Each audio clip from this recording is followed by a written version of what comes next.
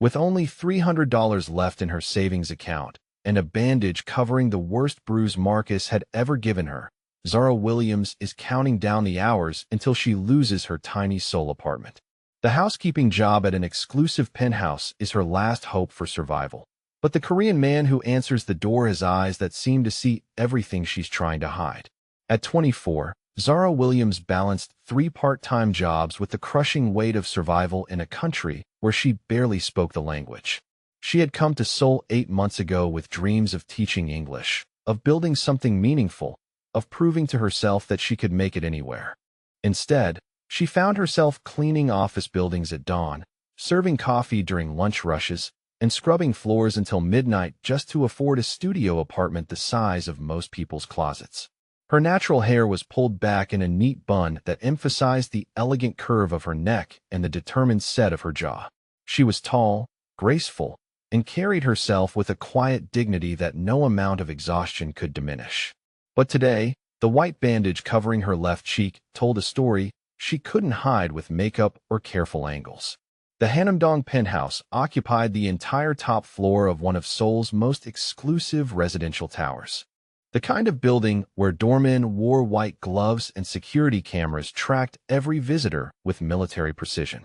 Zara stood in the marble lobby, clutching the employment agency's business card, wondering if this was some elaborate mistake. The elevator that carried her to the 42nd floor was lined with mirrors and moved so smoothly she barely felt the ascent.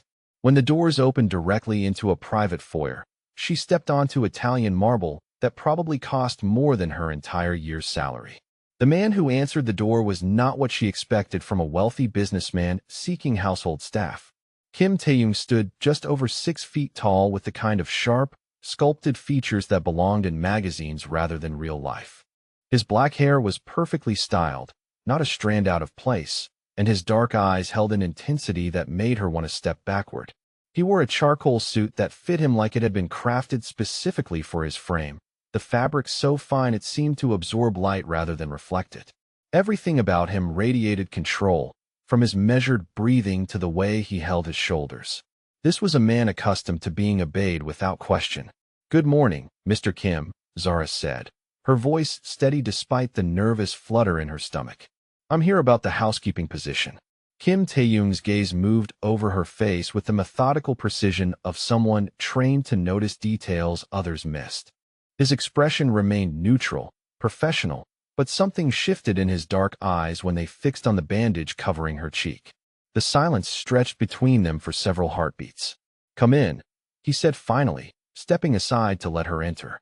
The penthouse was a study in expensive minimalism. Floor-to-ceiling windows offered a panoramic view of the Han River, and the afternoon sunlight streaming through them illuminated furniture that looked like it belonged in an art museum. Everything was pristine, organized, and clearly worth more than most people would earn in a lifetime. Zara tried not to stare at the original paintings on the walls or the sculpture that dominated one corner of the main living area. "Please, sit." Kim Tae-young gestured toward a leather sofa that probably cost more than her rent. "Thank you, but I prefer to stand during interviews," Zara replied politely. She had learned that maintaining proper boundaries helped establish professionalism, especially when the power differential was this obvious. "That's quite a bandage," he observed, his tone conversational but his eyes sharp. "Recent injury?" "I'm a bit clumsy," Zara answered automatically, touching her cheek with practiced casualness. "Nothing serious." "Clumsy," Kim Tae-young repeated slowly, as if testing the word. His gaze traveled from the bandage to her wrists, where careful makeup couldn't quite hide the faint discoloration of finger-shaped bruises. "How long have you been this clumsy?" The question hit like a physical blow. Zara's breath caught in her throat as she realized this stranger was seeing things she thought she had hidden successfully. Her first instinct was to deflect, to maintain the lie that had protected her for months. "I don't know what you mean," she said quietly. Kim Tae-young moved closer, his expensive leather shoes silent on the marble floor. When he spoke again, his voice carried an edge that hadn't been there before. "The bruising pattern on your wrist suggests someone grabbed you hard enough to leave marks. The bandage is positioned to cover what appears to be facial swelling.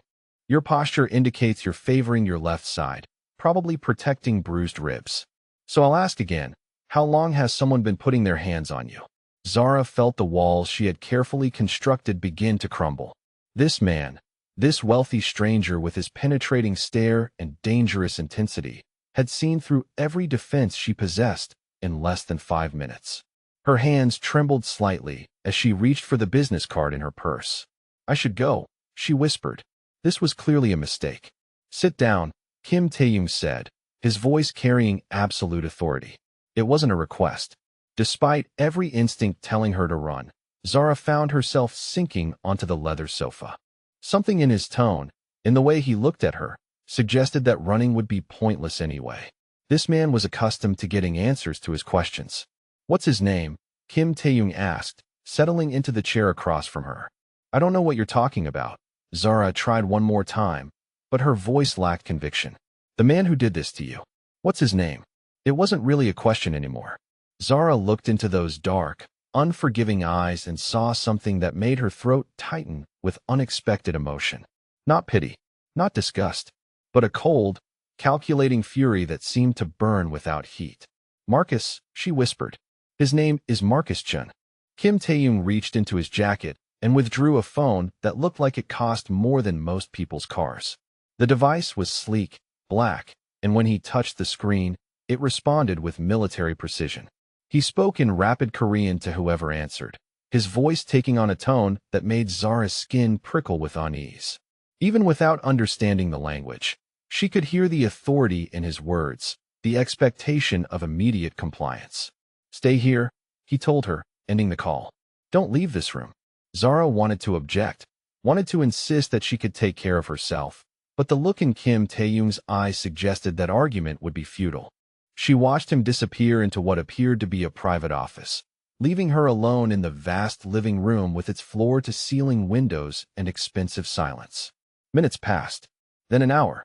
Zara found herself examining the penthouse more carefully, noting details that suggested this wasn't just wealth but power of a very specific kind.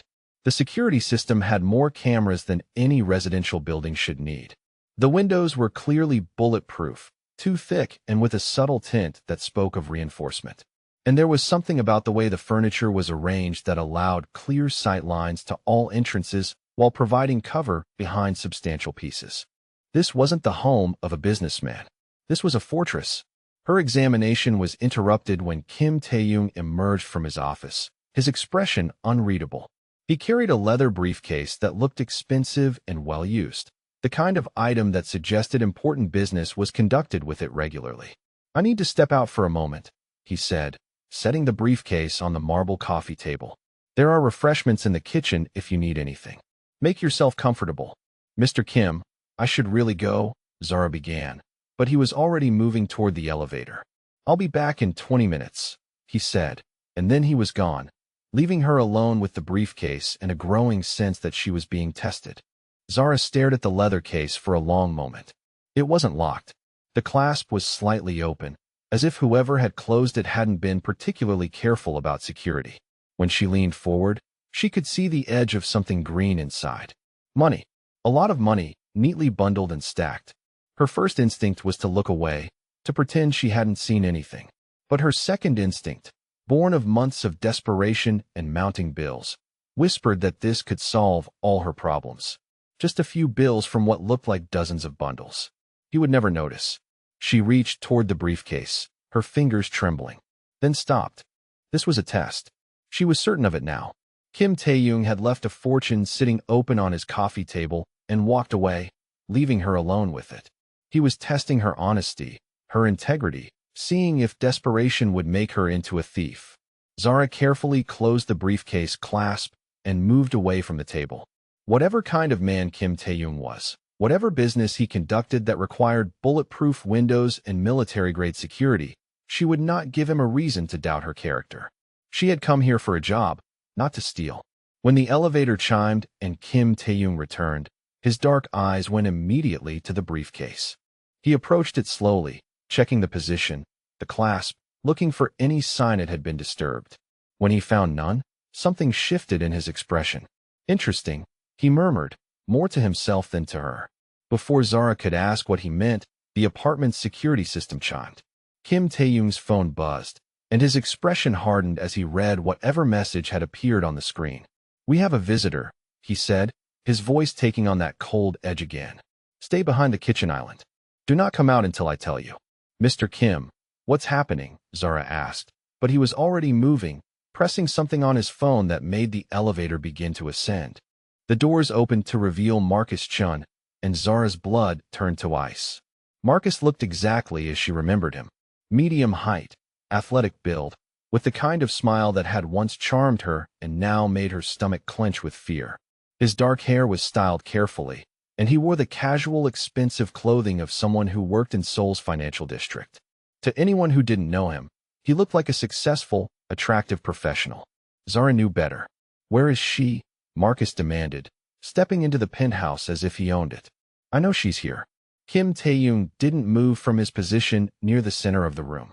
His posture was relaxed, hands at his sides, but Zara could see the tension in his shoulders, the way his weight was balanced on the balls of his feet. He looked like a predator deciding whether prey was worth the effort. "I'm sorry, but who are you?" Kim Tae-young asked politely. "Don't play games with me," Marcus snapped. "Zara Williams. My girlfriend. Someone saw her enter this building, and she hasn't come home. Hand her over." "Your girlfriend?" Kim Tae-young repeated, his tone conversational. "The one with the facial injuries you gave her?" Marcus's confident expression faltered slightly. "Look, whatever she told you, she's lying. She fell down some stairs. Clumsy girl. Always hurting herself." "Really?" Kim Tae-young moved closer, his expensive shoes silent on the marble. "Because from what I observed, the bruising patterns suggest someone with your hand size grabbed her face. The wrist marks indicate restraint. The way she favors her left side suggests you also kicked her in the ribs. So no, I don't think she fell down any stairs." "Who the hell do you think you are?" Marcus's voice rose, his facade of civility cracking. "She's my woman. What I do with her is none of your business." The change in Kim Tae-young was subtle but terrifying. His expression didn't alter, his voice remained calm, but suddenly the temperature in the room seemed to drop 10 degrees. When he spoke, each word was enunciated with deadly precision. "Let me explain something to you, Marcus Chun. You work at Hana Financial as a mid-level analyst. You live in a one-bedroom apartment in Gangnam that you can barely afford.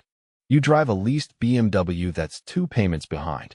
You have gambling debts totaling approximately 40 million won, and your creditors are getting impatient. Did I miss anything?" Marcus went pale. "How did you?" "Your ex-girlfriend is now under my protection," Kim Tae-young continued, as if Marcus hadn't spoken. "If you come near her again, if you call her, if you so much as think about her too hard, I will know. And then we'll have a much longer conversation, one that you won't enjoy. Do we understand each other?" "You can't just take someone's girlfriend," Marcus tried to bluster, but his voice shook. Kim Tae-young smiled, and Zara felt her blood chill at the expression. It was the smile of someone who had ended conversations in permanent ways. "I'm not taking her," Kim Tae-young said softly. "I'm offering her sanctuary from a man who beats women. But if you'd like to discuss this further, I'm happy to accommodate you. My associates enjoy meeting new people." Marcus looked around the penthouse, taking in the security cameras, the bulletproof windows, the subtle signs of wealth and power that Zara had noticed. Understanding dawned in his eyes, followed immediately by fear. "This isn't over," he said, backing toward the elevator. "Yes," Kim Tae-young replied calmly. "It is." After Marcus disappeared and the elevator descended, Kim Tae-young stood motionless for several heartbeats. Then he turned toward the kitchen. "You can come out now," he said gently. Zara emerged from behind the kitchen island on unsteady legs. She had just watched this elegant, controlled man dismantle Marcus with nothing but words and information. The casual way he had recited details about Marcus's life, his debts, his fears, suggested resources and connections that no legitimate businessman should possess. "How did you know all those things about him?" she asked quietly. "I make it my business to know about people who hurt women," Kim Tae-young replied, "especially when those women are under my protection." "Under your protection," Zara repeated. "I never agreed to that." "You didn't have to," he said, moving to the briefcase and opening it fully. The stacks of money were revealed, more cash than Zara had ever seen in one place. "You passed the test, by the way. Most people in your situation would have taken what they needed. The fact that you didn't tells me everything I need to know about your character." "That was a test," Zara said, though she had already known. Everything is a test, Kim Tae-young said simply. The question is whether you're strong enough to pass them. The doctor arrived within 30 minutes of Kim Tae-young's phone call, carrying a leather medical bag that looked both expensive and well-used. Dr. Park was a middle-aged Korean woman with steady hands and kind eyes who asked no questions about how Zara had sustained her injuries. She worked with efficient professionalism, carefully removing the bandage from Zara's cheek and examining the swelling with gentle fingers. The bruising will fade completely in another week, Dr. Park said in accented English, applying a new, smaller bandage. The ribs are bruised, but not broken. You're fortunate the damage wasn't worse. Kim Tae-young observed the examination from across the room, his dark eyes noting every wince, every careful movement that revealed hidden injuries. When Dr. Park finished and packed her supplies, he walked her to the elevator personally, speaking in low Korean that Zara couldn't understand. After she left, the silence in the penthouse felt heavy with unspoken implications. Come, Kim Tae-young said, gesturing toward the hallway. We need to discuss your situation properly. He led her to a private office that screamed power and control. Dark wood paneling covered the walls, broken only by oil paintings that looked like museum pieces. A massive desk dominated one end of the room, its surface clear except for a single folder and a telephone that looked more complex than most office systems. Floor-to-ceiling bookshelves lined two walls, filled with volumes in Korean, English, and Japanese. The single window offered a view of Seoul that emphasized how high above the city they were. Please, sit. Kim Tae-young indicated a leather chair positioned across from his desk. He moved behind the imposing surface and settled into his own chair with the controlled grace that characterized all his movements. Zara perched on the edge of the offered seat, every instinct telling her to remain ready to flee. This room felt like a place where serious business was conducted, where decisions were made that affected people's lives in permanent ways. Let's discuss your current situation, Kim Tae-young began, opening the folder on his desk. According to my sources, you have approximately $300 remaining in your savings account. Your rent is due in 4 days, and you don't have the funds to cover it. You're working 3 jobs that barely provide subsistence income, and your visa status depends on maintaining employment. Is this accurate? Zara felt heat rise in her cheeks. How do you know all that? I make it my business to understand the people I'm considering helping, he replied matter-of-factly. Now, Marcus Chun will not simply disappear from your life because I asked him politely. Men like him view women as possessions, and he will escalate his efforts to reclaim what he considers his property. Your current resources are insufficient to protect yourself or escape his reach. Do you agree with this assessment? She wanted to argue, wanted to insist that she could handle Marcus on her own, but the truth sat like lead in her stomach. Marcus had found her at every job, every apartment. He had connections in Seoul's expatriate community, and his persistence bordered on obsession. Yes, she admitted quietly. Good. Kim Tae-young leaned back in his chair. Then let me present you with an alternative arrangement. He opened the folder and removed a single sheet of paper covered with neat Korean text and English translations. The document looked official, complete with stamps and signatures that suggested legal weight. I am offering you employment as my exclusive household manager, Kim Tae-young said, his tone taking on the formal cadence of a business presentation. The position comes with a salary of $150,000 per year, paid monthly. Your duties would include maintaining this residence, preparing meals when requested, and ensuring my personal comfort and privacy. $150,000. The number hit Zara like a physical blow. It was more money than she had ever imagined earning, more than her father made in 2 years at his factory job back home. In addition to salary, Kim Tae-young continued, the position includes a private apartment within this building, complete healthcare coverage, and a discretionary fund for personal expenses. Your family's financial needs would also be addressed, including your grandmother's medical bills and your younger brother's college tuition. How did you know about my grandmother? Zara whispered, but Kim Tae-young continued, as if she hadn't spoken. The terms of employment require absolute loyalty and complete discretion. You would live on this property for security purposes and would not discuss your work or anything you observe here with anyone. Your movements would be coordinated with my security team to ensure your safety. The contract would be for an initial period of 2 years, with the option to extend by mutual agreement. Zara's mind reeled. This wasn't just a job offer. It was a complete transformation of her life. Financial security beyond her wildest dreams, safety from Marcus, the ability to help her family. But the formal language couldn't hide what this really was. "You're asking me to be your kept woman," she said bluntly. Kim Tae-young's expression didn't change. "I'm asking you to be my employee. What that employment entails depends entirely on your performance and discretion. However, I should be clear about the consequences of betrayal. If you were to violate the terms of this agreement, particularly the discretion clause, the results would be permanent and irreversible." The threat was delivered in the same calm tone he had used to discuss salary, but it landed like ice water in Zara's veins. This man was offering her salvation with one hand and holding a sword with the other. "What exactly is your business, Mr. Kim?" she asked. "I manage various enterprises that require privacy and security," he replied smoothly. "The specifics are not relevant to your duties, but your absolute silence regarding anything you see or hear is non-negotiable." Zara stared at the contract, her mind spinning through implications and consequences. This was wrong on every level she could imagine. Taking money from a man who was clearly involved in criminal activities, isolating herself from the world, becoming dependent on someone who spoke of permanent consequences with casual indifference. But Marcus would never stop hunting her. Her grandmother needed surgery that insurance wouldn't cover. Her brother deserved the education she couldn't afford to give him. And this dangerous, controlled man was offering solutions to every problem that had kept her awake at night for months. "I need time to think," she said. "You have until tomorrow morning," Kim Tae-young replied, closing the folder. "Marcus Chin knows where you live, where you work, and how to find you. I can provide protection tonight, but after that, the offer expires." The weight of the ultimatum settled on her shoulders like a physical burden. Zara looked around the office, taking in the expensive artwork, the custom furniture, the subtle signs of wealth that dwarfed anything she had ever experienced. Then she thought about her tiny apartment with its broken lock, her 3 jobs that barely paid for food, the fear that had become her constant companion. Maybe survival mattered more than principles. Maybe morality was a luxury she couldn't afford.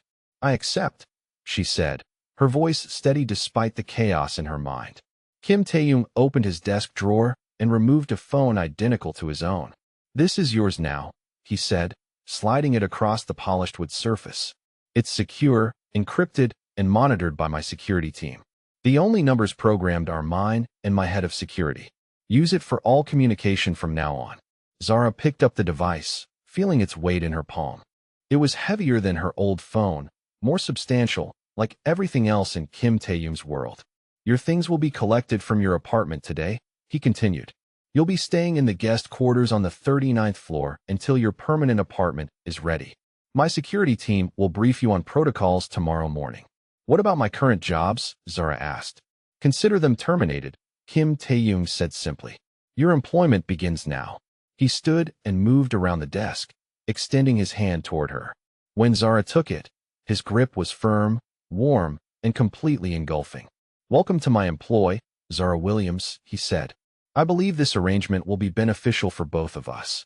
As his fingers closed around hers, Zara realized she had just signed away more than her independence. She had entered a world where the rules were different, where power was measured in ways she didn't understand, and where the man who now controlled her fate spoke of permanence with the certainty of someone who had never been denied anything he wanted. She just hoped she was strong enough to survive it.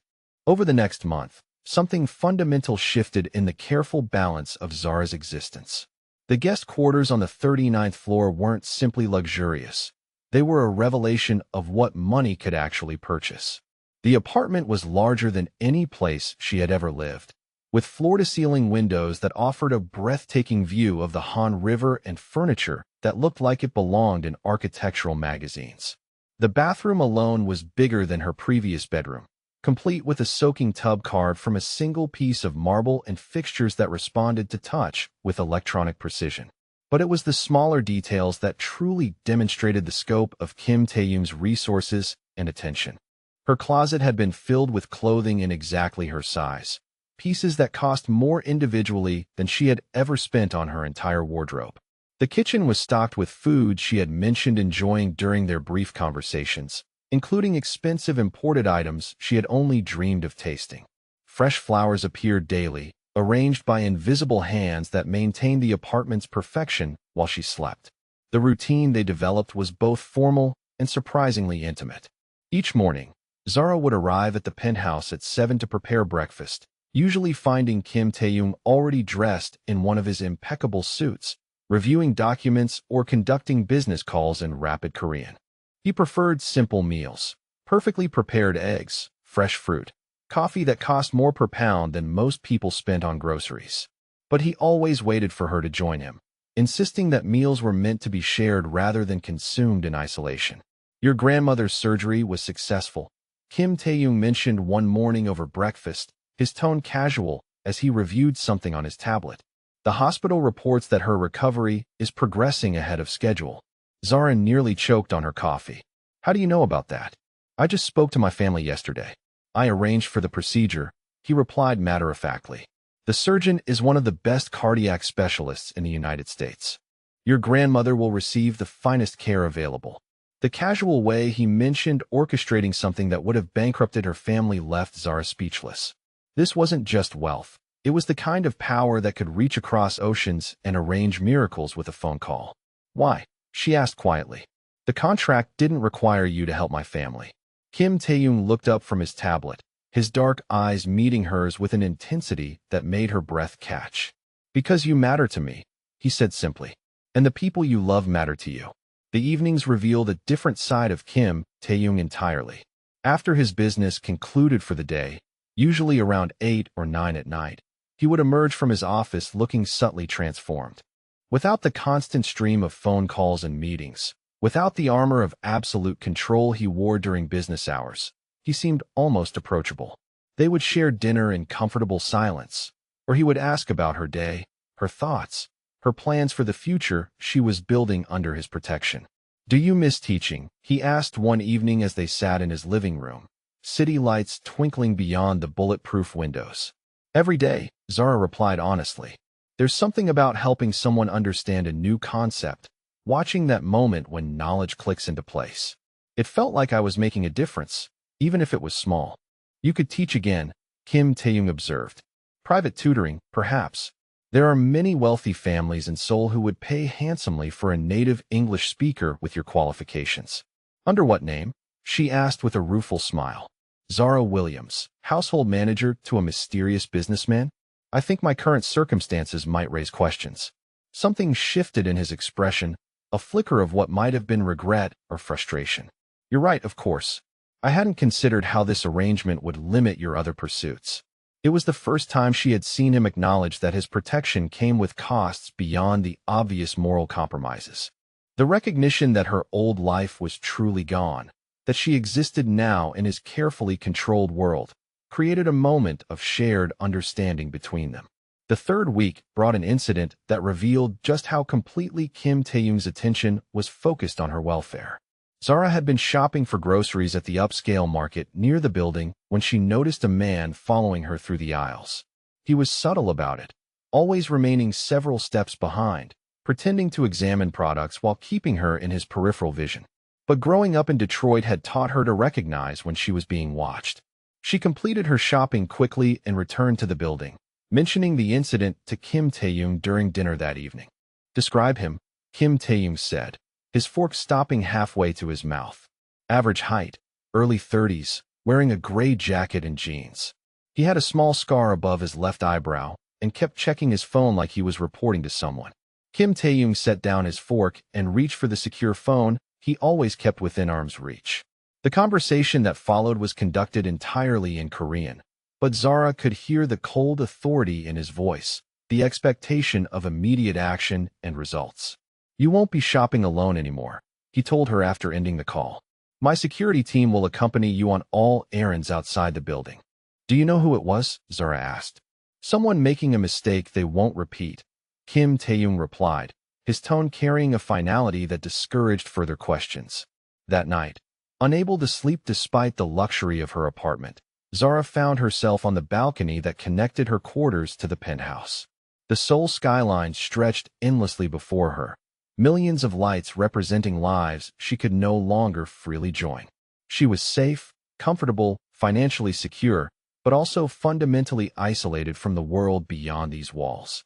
She heard the balcony door to the penthouse open behind her, but didn't turn around. Kim Tae-young's presence had become familiar enough that she could recognize his footsteps, his breathing, the subtle shift in atmosphere that accompanied his arrival. "Couldn't sleep either?" he asked, joining her at the railing. "Too much thinking," she replied. "Sometimes I wonder if I made the right choice." "Regrets?" Kim Tae-young said, but it wasn't really a question.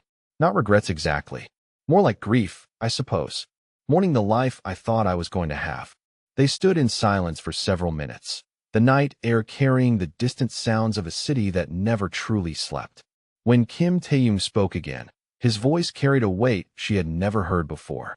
"I had a sister," he said quietly, "younger than me by 8 years. Her name was Kim Minji, and she was everything good in a family that dealt primarily in violence and control.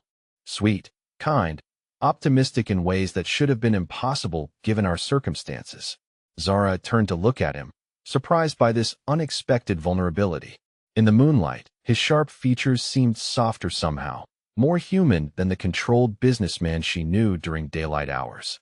"She was in university, studying literature," Kim Tae-young continued. "She wanted to be a teacher, like you. She met a man during her junior year, someone who seemed charming, successful, devoted. Park Jin-won was his name. He worked in marketing, drove a nice car, brought her flowers, made all the right promises." The past tense and the pain in his voice told Zara where this story was heading, but she remained silent, letting him share what was clearly a carefully guarded piece of his history. The abuse started small, as it always does. Little criticisms, subtle attempts to isolate her from friends and family. By the time we realized what was happening, Minji was already too scared to leave, too convinced that his violence was somehow her fault. She hid the bruises, made excuses, protected him even as he destroyed her. Zara's breath caught as she recognized the terrible familiarity of the pattern he described. "I was building the family business then," Kim Tae-young said, his hands gripping the balcony railing with enough force to whiten his knuckles. "Expanding our operations, establishing new territories, focused entirely on power and profit. I told myself that Minji was fine, that she was just going through a difficult phase, that my baby sister was strong enough to handle her own problems." "What happened?" Zara whispered. "He killed her," Kim Tae-young said simply. "On a Tuesday night in March, Park Jin-won beat my sister to death in their shared apartment. The neighbors heard her screaming but didn't call the police. By the time her body was discovered, he had disappeared completely." The raw pain in his voice made Zara's chest tighten with sympathy. She could see now why her own situation with Marcus had triggered such an immediate and protective response.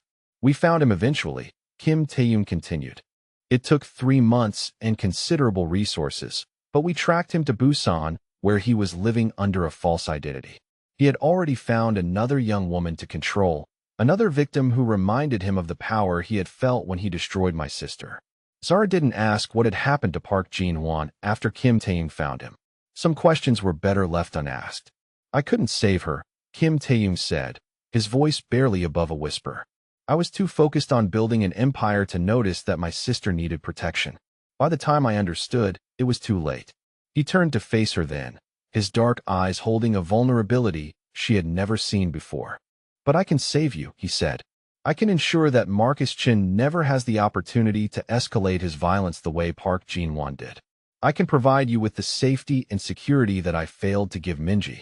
And perhaps, in protecting you, I can find some small measure of redemption for my failure as a brother." Zara felt tears burning her eyes as she finally understood the depth of motivation behind his protection. This wasn't about control or possession or even attraction. This was about a man trying to save someone he couldn't save before, trying to rewrite a tragedy that had shaped every decision he had made since. Without thinking, she reached out and placed her hand over his on the railing. His skin was warm despite the cool night air, and she could feel the tension in his muscles, the carefully controlled strength that he used to hold himself together. "I'm sorry about your sister," she said softly, "and I'm grateful that her memory led you to me." Kim Tae-young's eyes closed briefly, as if her words had touched something deep and painful that he rarely allowed to surface. "You're not just a second chance, Zara," he said, his voice rough with emotion. "You're becoming something I never expected to find. Something I'm not sure I deserve." The admission hung between them in the night air, loaded with implications that neither of them was quite ready to examine fully. But as they stood together on the balcony, the vast city spreading out below them, Zara realized that her feelings toward Kim Tae-young had shifted from gratitude to something far more dangerous and complex. She was falling in love with a man whose world was built on violence and control, whose protection came with a price she was only beginning to understand. But as she looked into his dark eyes and saw the pain he carried for his sister, the desperate need to protect her from the same fate, she knew there was no going back to the careful emotional distance she had tried to maintain. Whatever Kim Tae-young was, whatever he had done in the name of power and family business, he had shown her his heart tonight. And her heart, despite all logic and self-preservation, was responding in kind. The attack came on a Tuesday afternoon while Zara was selecting produce at the Hanamdong market, accompanied by June, one of Kim Tae-young's security team. She had grown comfortable with these escorted outings over the past weeks, the presence of protection becoming routine rather than restrictive. June maintained a discreet distance, allowing her to shop naturally while keeping watchful eyes on the surrounding area. The market was busy with the usual afternoon crowd, families and domestic staff purchasing ingredients for evening meals. Zara was examining fresh vegetables when she noticed the shift in atmosphere. 3 men had entered the market, moving with purpose rather than the casual browsing of typical shoppers. They wore casual clothing but carried themselves with military precision, their eyes scanning systematically rather than focusing on merchandise. When one of them made eye contact with her across the produce section, recognition hit like ice water in her veins. Marcus had sent professionals. She turned quickly toward where June had been standing, but he was no longer there. Instead, she saw him struggling with a 4th man near the market entrance, both figures locked in combat that drew startled screams from nearby shoppers. Blood was streaming from June's forehead, and his attacker had the advantage of size and surprise. Zara's heart hammered against her ribs as the 3 men began moving toward her with coordinated precision. These weren't Marcus's friends or casual muscle-free. These were experienced, dangerous people who understood exactly what they were doing. She ran. The market erupted into chaos as she knocked over displays in her desperate flight toward the rear exit. Shoppers scattered, vendors shouted in confusion, and behind her she could hear the heavy footsteps of pursuit growing closer. Her phone was in her purse, but there was no time to call for help. No chance to summon Kim Tae-young's protection before these men reached her. The alley behind the market was narrow, lined with dumpsters and delivery trucks that blocked most escape routes. Zara's lungs burned as she sprinted toward the street, but strong hands grabbed her arms before she could reach safety. "Going somewhere?" one of the men asked in accented English, his grip painful enough to leave bruises. Zara tried to scream, but a second attacker clamped a hand over her mouth, the taste of leather and sweat making her gag. They began dragging her toward a van parked at the alley's mouth, its engine already running. Terror gave her strength she didn't know she possessed. Zara bit down hard on the hand covering her mouth, earning a curse and a momentary loosening of grip. She managed one piercing scream before they silenced her again, but it was enough. The van's side door slid open to reveal Marcus sitting calmly in the back seat, his expression a mixture of satisfaction and rage that made her blood freeze. "Hello, sweetheart," he said as they lifted her toward the vehicle. "Time to come home." The gunshot that split the air was impossibly loud in the confined space of the alley. The man holding Zara's left arm spun and fell, blood spreading across his shirt from a wound in his shoulder. The second gunshot dropped the other attacker before he could react. Kim Tae-young stepped into view at the alley's entrance, flanked by 4 men in dark suits who moved with lethal efficiency. His expensive clothing was pristine, his expression calm, but the gun in his hand was steady as surgical steel. "Release her," he said, his voice carrying absolute authority. Marcus's face went white as he recognized the man who had warned him away weeks earlier. The remaining attackers reached for weapons, but Kim Tae-young's men were already in position, guns drawn with professional precision. "Now," Kim Tae-young repeated, and something in his tone made even the wounded men step away from Zara. She stumbled toward him on unsteady legs, her body shaking with adrenaline and terror. When Kim Tae-young's free arm wrapped around her, pulling her against his side, she felt the solid reality of safety for the first time since the chase had begun. "Are you hurt?" he asked softly, his eyes never leaving the men in the van. "No," Zara managed, though her voice came out as barely a whisper. "Good," Kim Tae-young said, then raised his voice to address Marcus directly. "You were warned. You chose to ignore that warning. Now there will be consequences." The next few minutes blurred together in Zara's memory. Police sirens wailed in the distance, growing closer. Kim Tae-young spoke rapid Korean into his phone while his men secured the scene with practiced efficiency. The wounded attackers were loaded into unmarked vehicles that appeared as if summoned from thin air. Marcus was pulled from the van, his earlier bravado replaced by genuine terror as he realized the scope of power he had challenged. By the time the police arrived, the alley contained only a concerned businessman reporting an attempted robbery and his employee who had been targeted by unknown criminals. The story was simple, believable, and backed by security camera footage that had been carefully edited to support the narrative. No mention was made of professional kidnappers or coordinated assault teams. Zara found herself in the back of Kim Tae-young's armored sedan, wrapped in his jacket and fighting waves of delayed shock. Her hands wouldn't stop trembling, and every loud sound made her flinch instinctively. "We're going somewhere safe," Kim Tae-young told her, his own hand steady as he held hers. "Somewhere Marcus and his associates will never find you." The safe house was located in an unmarked building in Gangnam, its exterior ordinary enough to blend seamlessly with surrounding offices and apartments. Inside, however, it was a fortress disguised as a luxury hotel suite. Electronic locks secured every entrance. Bulletproof windows offered views without vulnerability, and communication equipment that looked military in its sophistication occupied one entire room. "You'll stay here tonight," Kim Tae-young said as his security team swept the premises one final time.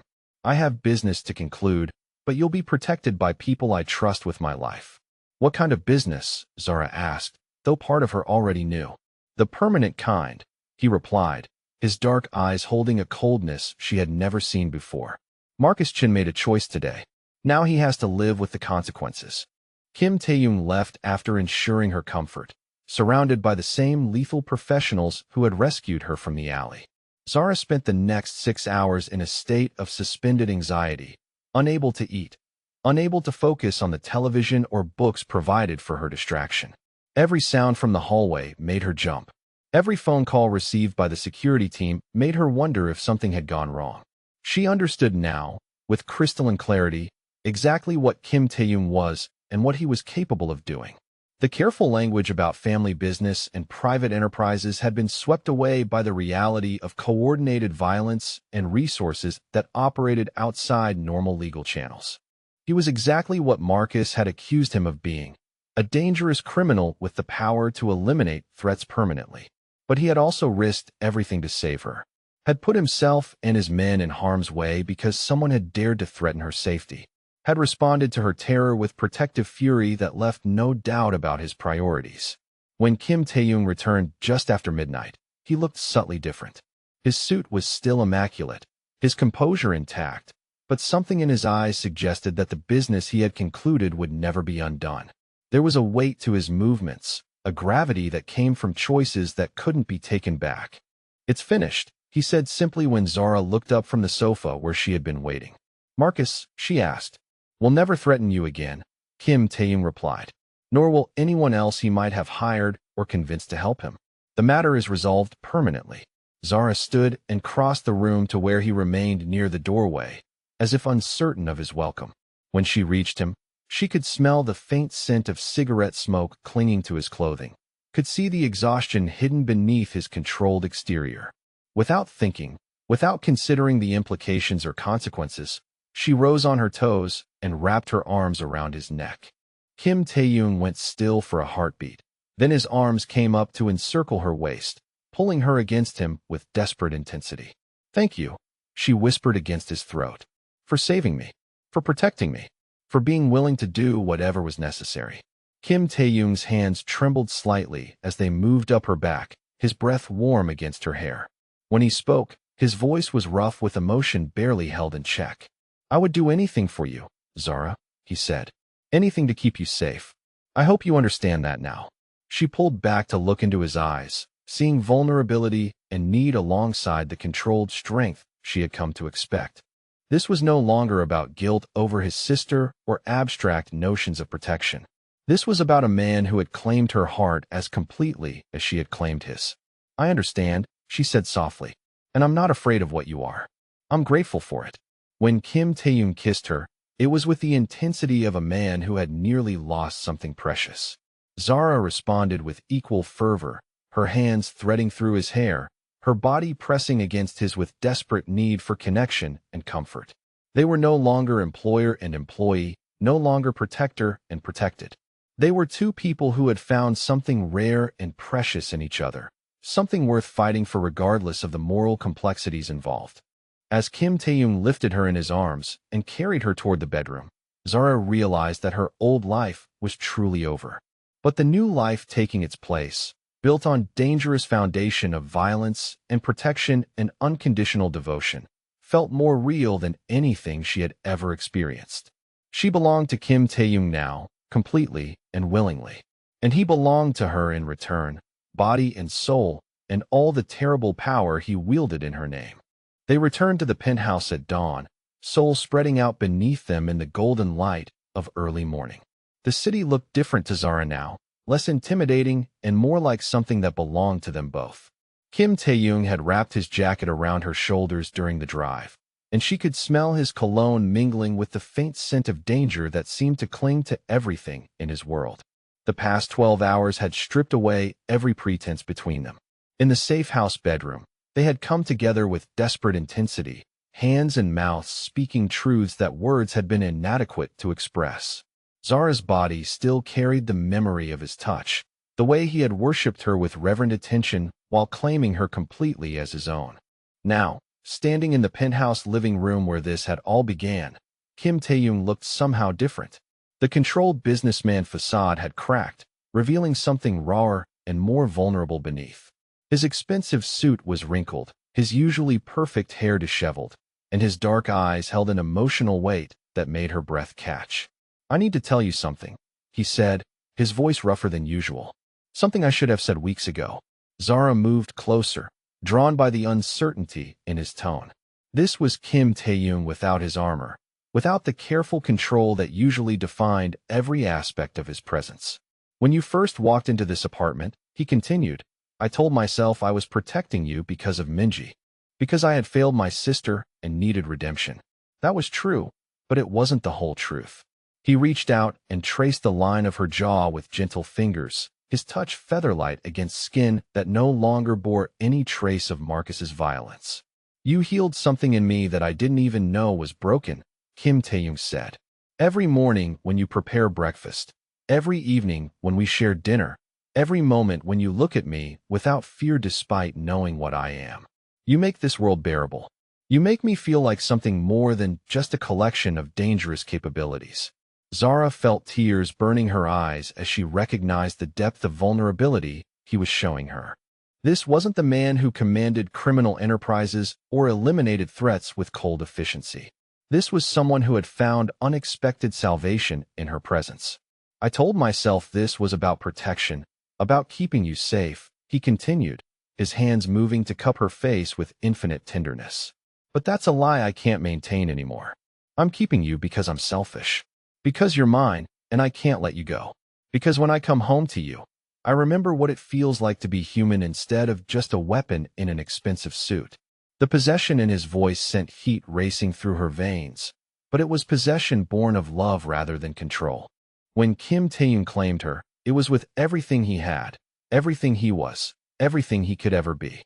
"You're mine, Zara," he breathed, his forehead resting against hers. "Completely, utterly, irreversibly mine. And I'm yours in return, broken pieces and all." "Yes," she whispered, her hands fisting in his shirt to pull him closer. "I'm yours. And you're mine, Kim Tae-yoon. All the darkness, all the danger, all the terrible, beautiful power you wield. I love every part of you." The kiss that followed was different from the desperate passion they had shared in the safe house. This was claiming, pure and simple. Kim Tae-young's mouth moved against hers with possessive intensity while his hands tangled in her hair, holding her exactly where he wanted her. When they finally broke apart, both were breathing hard, and something fundamental had shifted between them.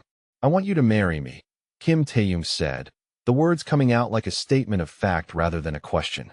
"Not just as my lover or my protected woman, but as my wife, the legal and recognized matriarch of everything I've built." Zara's heart stopped for a moment, then began beating double time. Marriage to Kim Tae-young meant more than legal commitment. It meant becoming part of his world permanently, sharing in both the luxury and the danger, accepting responsibility for the empire he had constructed through violence and control. "Yes," she said without hesitation. "Yes, I'll marry you." The smile that transformed Kim Tae-young's features was radiant with relief and joy. He reached into his jacket and withdrew a small velvet box that looked both expensive and somehow ancient, as if it had been waiting for exactly this moment. "This belonged to my grandmother," he said, opening the box to reveal a ring that took Zara's breath away. The diamond was enormous, surrounded by smaller stones that caught the morning light and scattered it into tiny rainbows. But it was the craftsmanship that truly spoke of its value, the way every element had been designed to complement the others in perfect harmony. When Kim Tae-young slipped the ring onto her finger, it fit as if it had been made for her hand. The weight of it felt substantial, permanent, like a beautiful chain that bound her to him in ways that went far beyond legal documents. "Now you're officially mine," he murmured, lifting her hand to press a kiss against the ring. Mrs. Kim Zara, the most protected woman in Seoul. Over the following weeks, Kim Tae-young orchestrated their future with the same methodical precision he applied to all his enterprises. Legal documents appeared establishing trust funds that would ensure her financial security regardless of what happened to him or his businesses. Her new identity as Kim Tae-young's fiancée was introduced gradually to his associates, each meeting carefully choreographed to establish her position within his organization's hierarchy.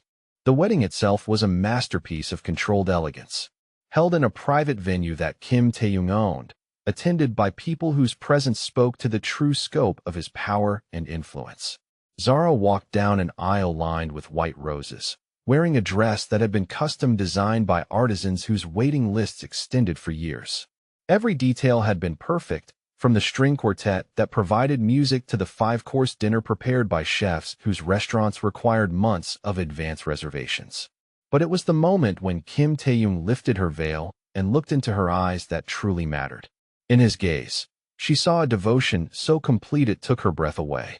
This man who controlled criminal enterprises spanning multiple countries, who eliminated threats with casual efficiency, who commanded respect and fear in equal measure, was looking at her like she was the most precious thing in his universe. "I will protect you for the rest of my life," he had said during their private vows, his voice steady despite the emotion burning in his dark eyes. "I will ensure your happiness, your safety, your dreams. Everything I am, everything I have built, exists now to serve your well-being."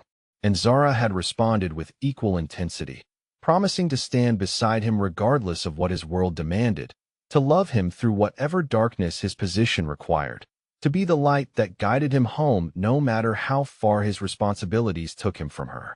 Now, 6 months after that first terrifying morning when she had knocked on his door with a bandage covering her bruises, Zara Kim stood in the penthouse that had become their true home. The space had been transformed subtly but completely, filled with touches that spoke to their shared life. Her artwork hung beside his family photographs. Her books lined the shelves next to his business volumes. Her laughter echoed in rooms that had once known only the quiet efficiency of controlled isolation. Kim Tae-young emerged from his office, as he did every evening at 6, shedding the weight of his business concerns to focus entirely on their domestic happiness. His expensive suits had been joined in the closet by casual clothing that he wore when they spent quiet evenings together. His controlled expression softened automatically when he saw her, the way it always did now, as if her presence activated some internal switch that transformed him from crime boss to devoted husband. "How was your day, Mrs. Kim?"